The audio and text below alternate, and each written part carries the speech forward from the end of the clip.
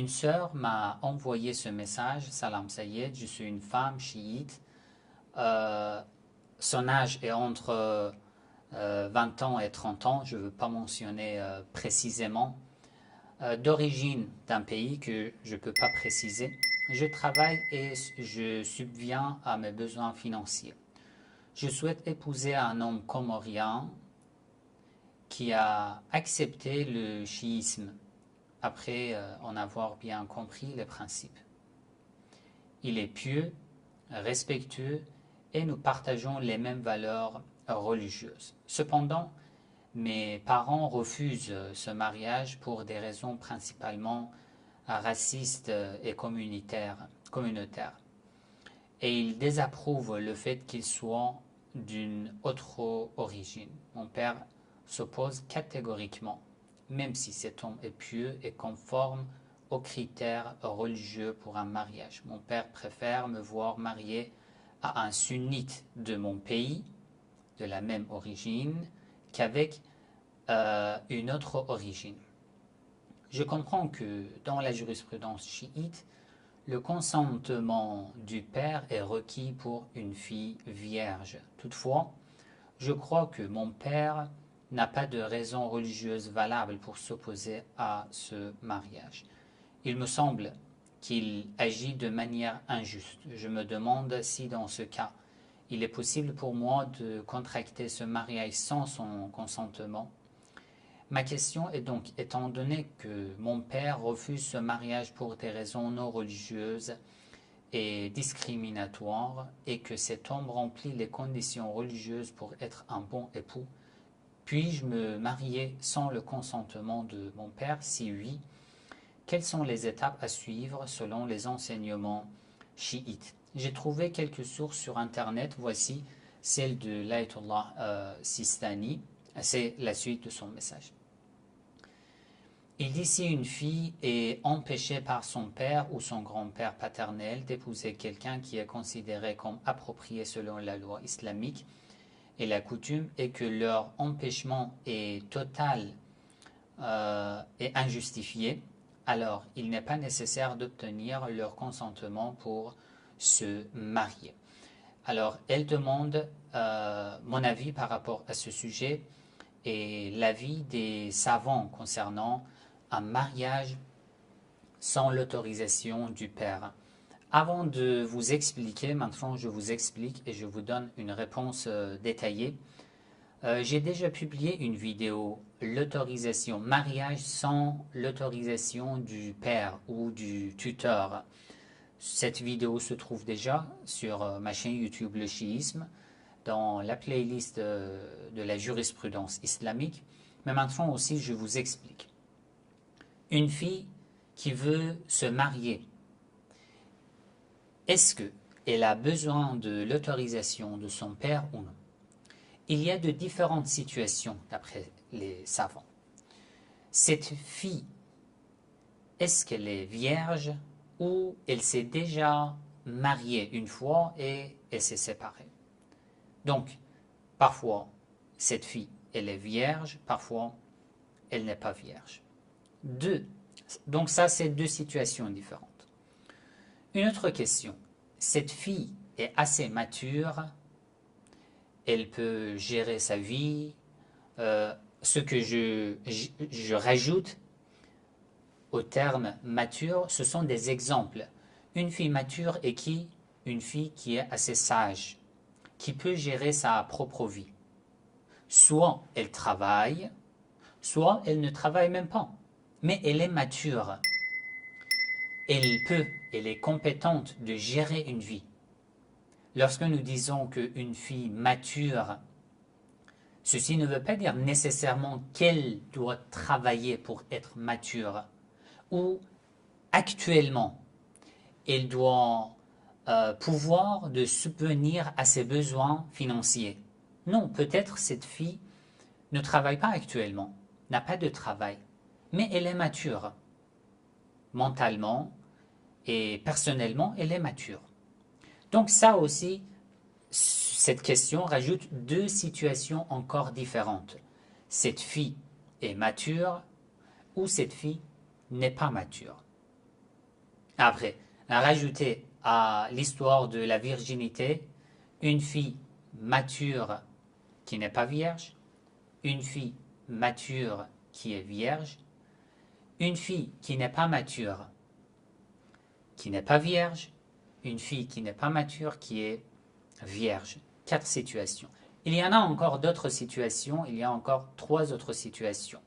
Mais ce que je veux vous expliquer, d'après certains savants, une fille qui est vierge, mais elle est mature, elle n'a pas besoin de l'autorisation de son père pour le mariage. C'est l'avis de l'Ayatollah Rouhani. Il est décédé il y a, je pense, il y a 1 an ou 2 ans, Sayyid Sadr al-Rouhani. Il est un des grands savants des Maraja à Qom. D'après lui, une fille vierge mais mature n'a pas besoin de l'autorisation de son père pour le mariage. Même si son père n'autorise pas, même si cette fille vit avec ses parents, mais elle est mature. Elle peut se marier même sans l'autorisation de son père. C'est l'avis de ce marja. D'après l'avis des autres maraja, comme Sayyid Khamenei, comme Sayyid Sistani et les autres, une fille qui est mature et qui est vierge, qui est mature, mais elle est vierge, qu'est-ce qu'elle doit faire? Elle est obligatoire, elle est obligée d'avoir l'autorisation de son père ou non? Je peux lire d'après l'avis de Sayyid Sistani. Sur son site, en persan, il a écrit « Une fille vierge qui a l'âge de puberté, mais mature, si c'est elle qui gère sa vie, pardon, d'abord, il parle de la première situation. Si elle ne gère pas sa vie, elle ne travaille pas, elle n'est pas indépendante, elle vit avec ses parents et ce sont ses parents qui préparent tout, qui lui donnent tout. Dans ce cas, il est obligatoire pour le mariage d'avoir l'autorisation de son père, sinon le mariage n'est pas valide. C'est l'avis de Sayyid Sistani. Pour une fille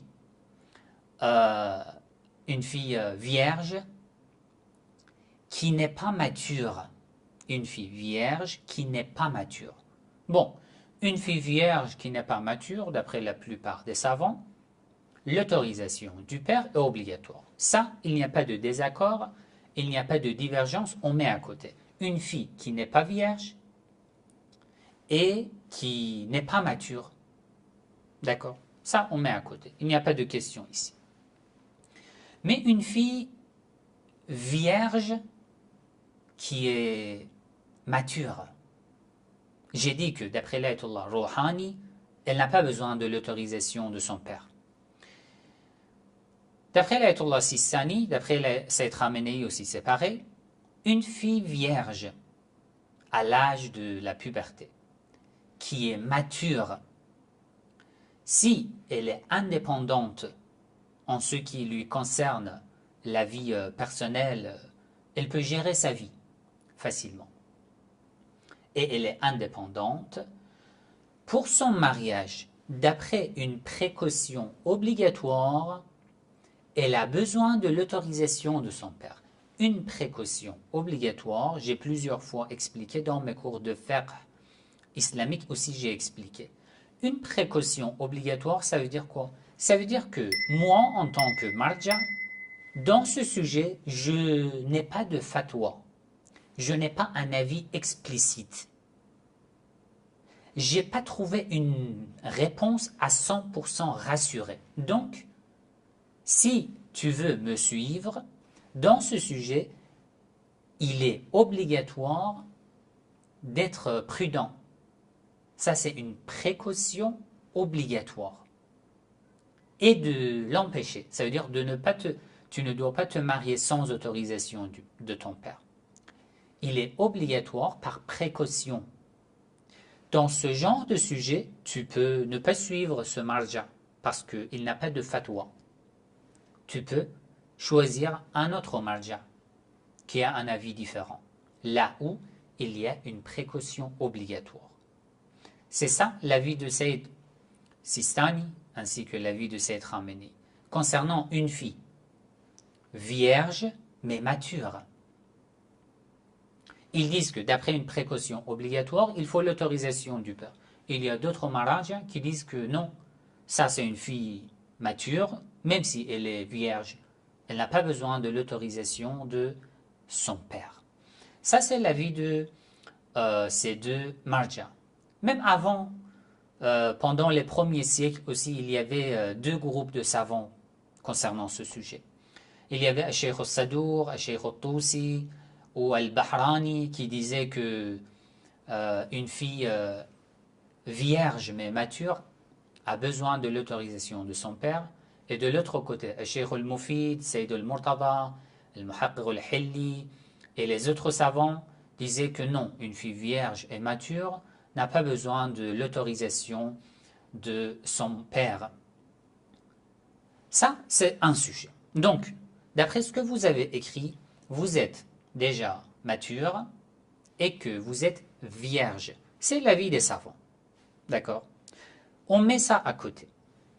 Imaginons que vous êtes une fille qui a besoin de l'autorisation de son père. Ça veut dire soit vous n'êtes pas mature ou vous êtes dans une des situations dans lesquelles l'autorisation du père est obligatoire, mais que votre père n'autorise pas. Et sa raison n'est pas valable. Son excuse n'est pas valable. Comme une excuse raciste. Il y a beaucoup de gens qui sont restés toujours racistes ou nationalistes. Moi, je dis toujours, nous, au moins nous, dans la communauté musulmane, nous avons deux religions. Deux religions. Notre culture, nos coutumes, ensuite l'islam. Si notre culture dit quelque chose et que l'islam aussi le confirme, nous disons voilà, c'est l'islam aussi le confirme. Si ce que notre culture nous dit n'est pas confirmé par l'islam, nous essayons de ignorer ce que l'islam dit afin de pouvoir suivre notre culture. Je rencontre énormément de couples, beaucoup de personnes, de frères, de sœurs, dans les séances de la thérapie que je donne ou les séances de la consultation simple. Ils ont beaucoup de problèmes avec leur famille, leurs parents et tout. Je vois ça tous les jours, que beaucoup de problèmes proviennent du fait que ces personnes-là préfèrent suivre leur culture au lieu de suivre les enseignements de leur religion. Et là, ça pose énormément de problèmes. Tu veux te marier avec cet homme? Non, il n'a pas la même origine que nous. C'est pas possible. Que dit l'islam? D'après l'islam, les règles sont claires. L'homme et la femme doivent, lorsque je dis doivent, ce sont des conseils, ce ne sont pas des obligations. C'est mieux d'être dans le même rang des classes sociales. Si par exemple, tu es tellement riche et que l'homme avec qui tu veux te marier est d'une classe sociale inférieure, ça va poser problème, sauf si vous arrivez à vous entendre parfaitement. Sinon, ça pose un problème. Parce que le mode de vie d'une personne riche est différent que celui d'une personne pauvre. La différence culturelle aussi peut poser problème.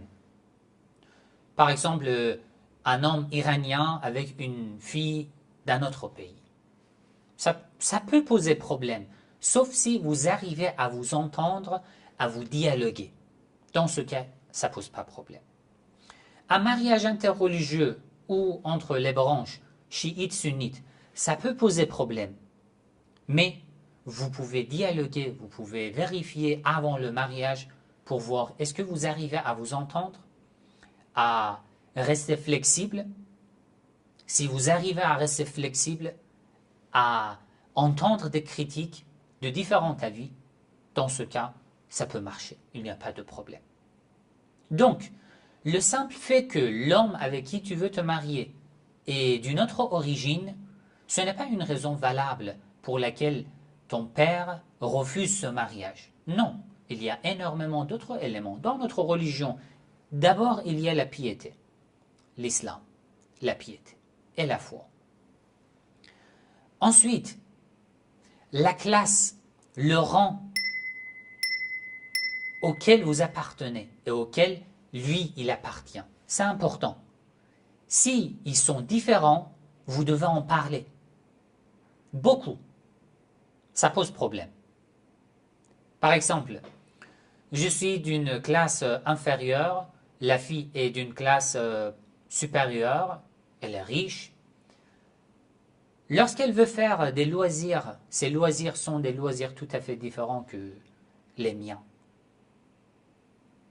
Elle se détend par des éléments, des loisirs tout à fait différents que les miens. Alors, si l'un des deux est strict et qu'il n'est pas flexible, dans ce cas, ça pose problème. Alors, votre père a refusé à cause de son origine. Ça, ce n'est pas une raison valable. D'après l'avis des savants aussi, il y a cette opinion, l'avis de la plupart des savants. Si une fille veut se marier avec une personne avec qui vous avez beaucoup de points communs religieux et culturels et que vous êtes à peu près au même rang dans la classe sociale, et si le refus de votre père n'est pas valable, n'est pas logique, dans ce cas, la fille n'a pas besoin de l'autorisation de son père. D'accord. Voilà, ça c'est la réponse à votre question. Mais comme je vous ai dit, vous devez faire attention à plusieurs éléments. D'accord, cet homme est d'une autre origine, mais il a des avantages, il est musulman, il est pieux, vous avez eu un dialogue, vous avez eu beaucoup de conversations, vous pensez que vous deux, vous êtes flexibles, vous deux, vous avez donné des promesses de ne pas essayer de forcer votre partenaire à changer. Vous avez donné une promesse que vous ne vous considérez pas comme infaillible. Vous avez donné des promesses de supporter des critiques, d'accepter des argumentations rationnelles, toujours dialoguer au lieu de disputer. Dans ce cas, c'est bien. Même avant le mariage, vous consultez même avec un expert avant le mariage. Si tout est bon, pourquoi pas? Même le prophète a eu des mariages avec des femmes qui n'étaient pas de sa propre culture. Les imams, alayhi salam, pareil. Cela dépend de la personne. Le fait que les deux soient de la même culture, ça c'est juste un élément. Parfois, l'homme et la femme, non seulement ils sont de la même culture, mais ils sont de la même famille, cousins et cousines par exemple. Mais après le mariage, ils n'arrivent pas à s'entendre, même si leur culture est pareille. Leur famille, c'est la même famille, mais ils n'arrivent pas à s'entendre.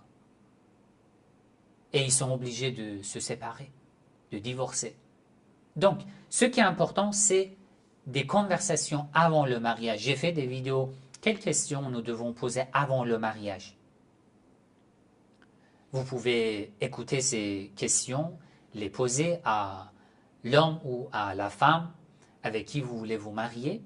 Ensuite, réfléchir. Donc, d'après le fiqh islamique, vous, du fait que vous êtes vierge, mais vous êtes mature, vous avez votre travail, vous n'avez pas besoin de l'autorisation de votre père.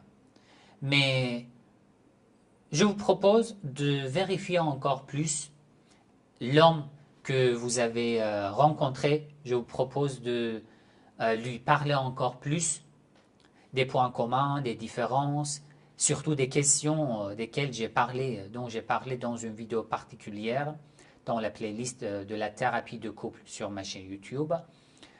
Si vous avez tout vérifié et que vous avez vu que non, il n'y a pas de problème, ça ne pose pas de problème, dans ce cas, encore, je vous propose d'essayer de convaincre votre père et vos parents. Sinon, si vous voyez que non, ils sont tellement racistes qu'ils n'acceptent pas, vous pouvez accepter ce mariage et faire ce mariage même sans l'autorisation de votre père. D'accord? Je pense que c'est clair et que si vous avez eu d'autres questions, vous pouvez encore envoyer sur mon site.